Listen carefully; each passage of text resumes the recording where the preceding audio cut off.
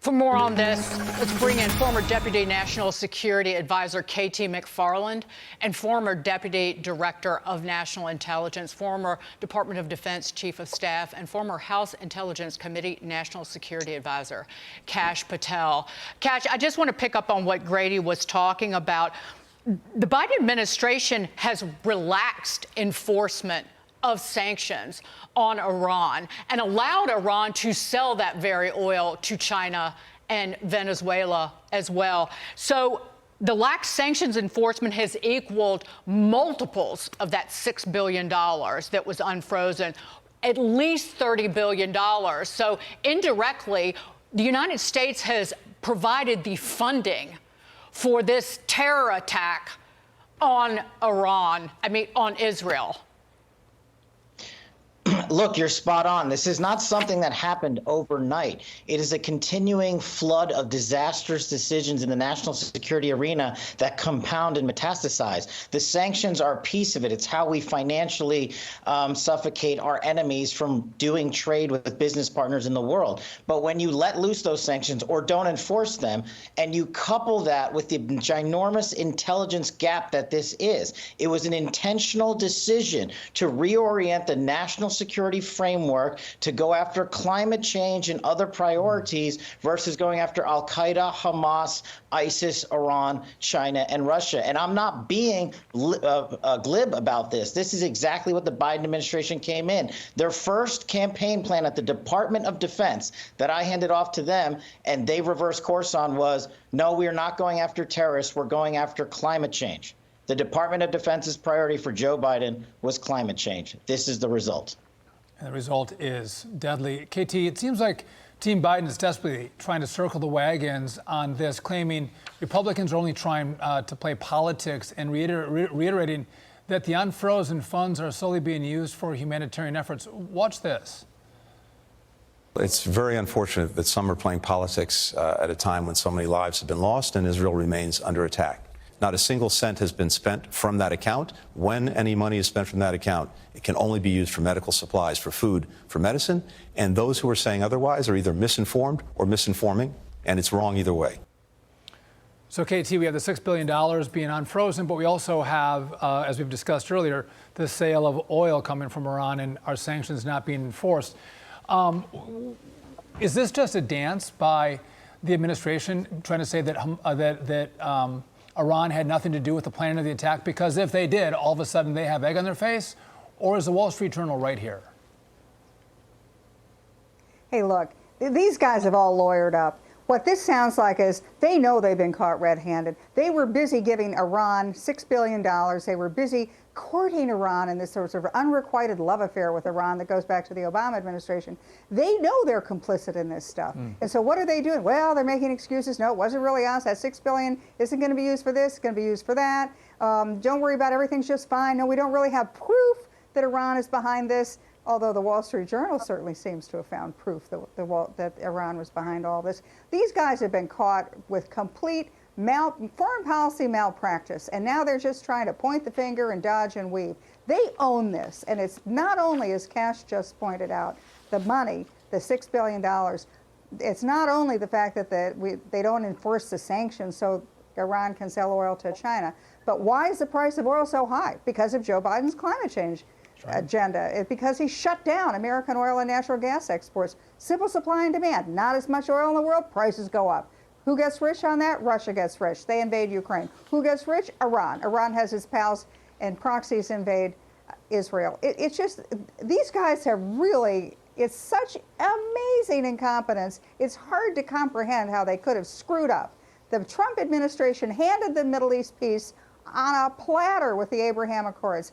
Saudi Arabia was stepping up to complete the Abraham Accords. Iran was bankrupt. It was going to be forced to the negotiating table, but somehow the Biden administration screwed it all up.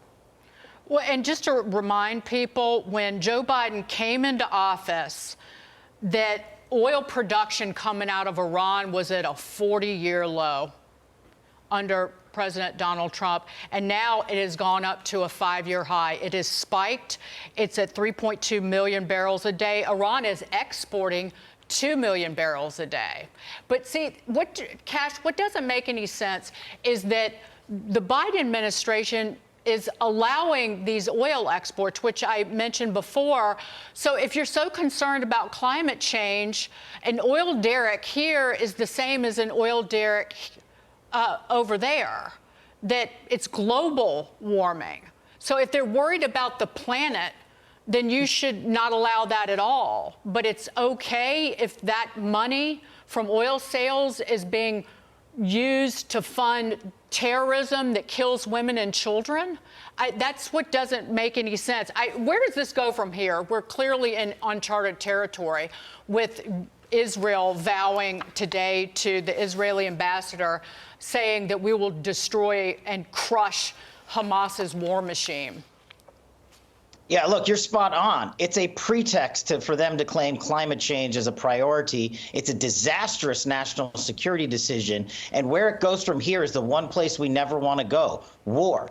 Israel, our number one ally, has declared war. Iran and Hezbollah and Hamas are at war with Israel. And we are now going to be on the verge of sending boots on the ground into an environment where we have ceased collecting intelligence priorities against a target set that is well funded because of oil and sanctions money going directly to them. And we're going to have a knee-jerk reaction that is going to lead to a cataclysmic event in the Middle East reversing course. This is what happens when you weaponize intelligence and justice. And I just want to touch upon the fact that we have Blinken going out there saying the $6 billion hasn't been spent. What a total lie. The $6 billion was unfrozen from Korean accounts and went to Middle East bank accounts, and that money has since been transferred into Iranian proxy forces and militia groups and the government of Iran. And the president of Iran himself said the day after the $6 billion transfer, not only are we removing UN inspectors from the nuclear program, we will spend this money however we want.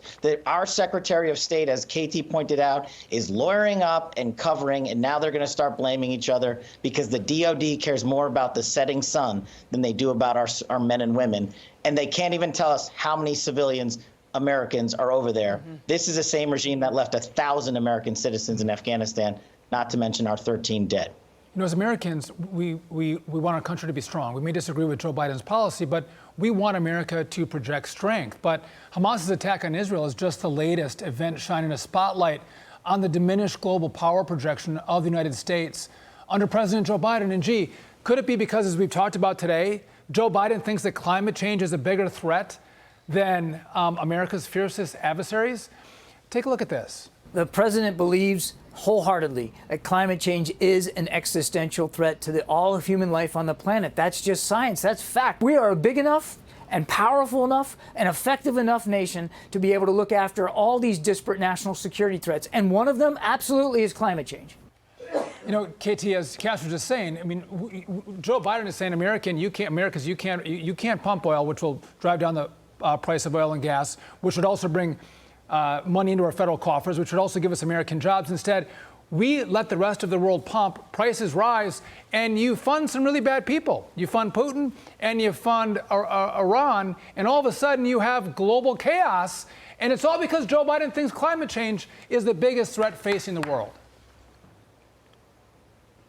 Yeah, and it's actually even worse than that. Not only are the bad guys getting rich and going to war against our allies, but Biden's own Inflation Recovery Act, that should have been retitled the Chinese Prosperity Act, because guess where we're spending all the money for all of the climate change stuff? It's all made in China. So we're funding all sides of these wars, and every single case it's to putting American foreign policy last. Having stupid people in stupid places, you get stupid results. I know. And this is just the beginning of just unfolding chaos around the world. Kash, Patel, KT McFarland, thank you so much for joining us. Thank you, guys. Great to see you. Thanks.